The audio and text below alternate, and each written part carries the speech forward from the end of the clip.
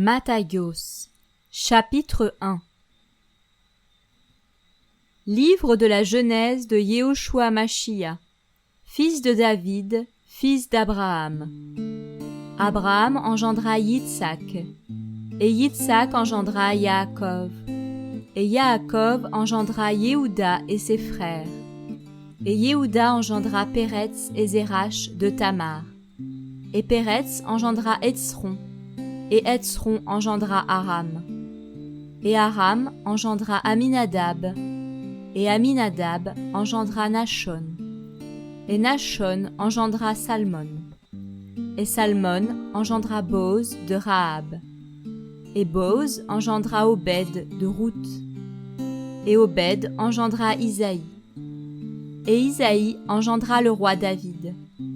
Le roi David engendra Shelomo, de la femme d'Uriya, et Shelomo engendra Réhabam, et Réhabam engendra Abiya, et Abiya engendra Asa, et Asa engendra Yehoshaphat, et Yehoshaphat engendra Yehoram, et Yehoram engendra Uzziya, et Uzziya engendra Yotam, et Yotam engendra Akaz, et Akaz engendra Iskiya, et Iskiya engendra Ménaché, et Ménaché engendra Amon, et Amon engendra Yoshia, et Yoshia engendra Yekonia, et ses frères au temps de la déportation à Babel.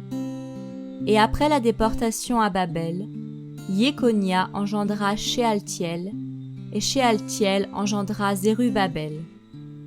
Et Zérubabel engendra Abiyud, et Abiyud engendra Eliakim, et Eliakim engendra Azor, et Azor engendra Sadok, et Sadok engendra Hachim, et Hachim engendra Eliud, et Eliud engendra Elazar, et Elazar engendra Matan, et Matan engendra Yaakov, et Yaakov engendra Yosef, l'époux de Myriam, de laquelle est né Yehoshua, qui est appelé le Machia.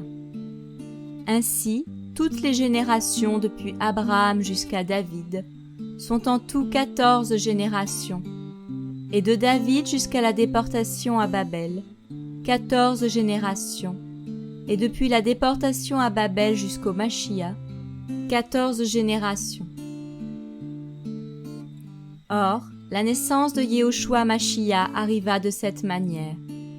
Myriam, sa mère, ayant été fiancée à Yosef, se trouva l'ayant dans le ventre par l'Esprit Saint, avant qu'ils n'aient vécu ensemble.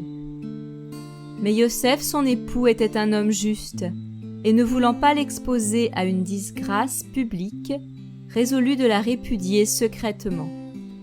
Mais comme il y pensait, voici, un ange du Seigneur lui apparut en rêve et lui dit : « Yosef, fils de David, n'aie pas peur de prendre avec toi Myriam, ta femme, car ce qui a été engendré en elle est de l'Esprit Saint.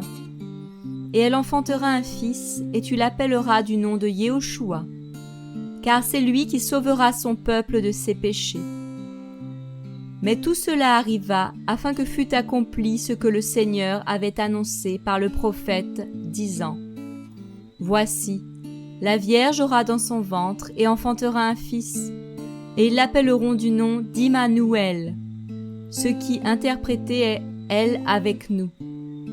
Et Yosef, s'étant donc réveillé de son sommeil, fit ce que l'ange du Seigneur lui avait ordonné, et il prit sa femme. Mais il ne la connut pas jusqu'à ce qu'elle ait enfanté son fils premier-né, et il l'appela du nom de Yehoshua.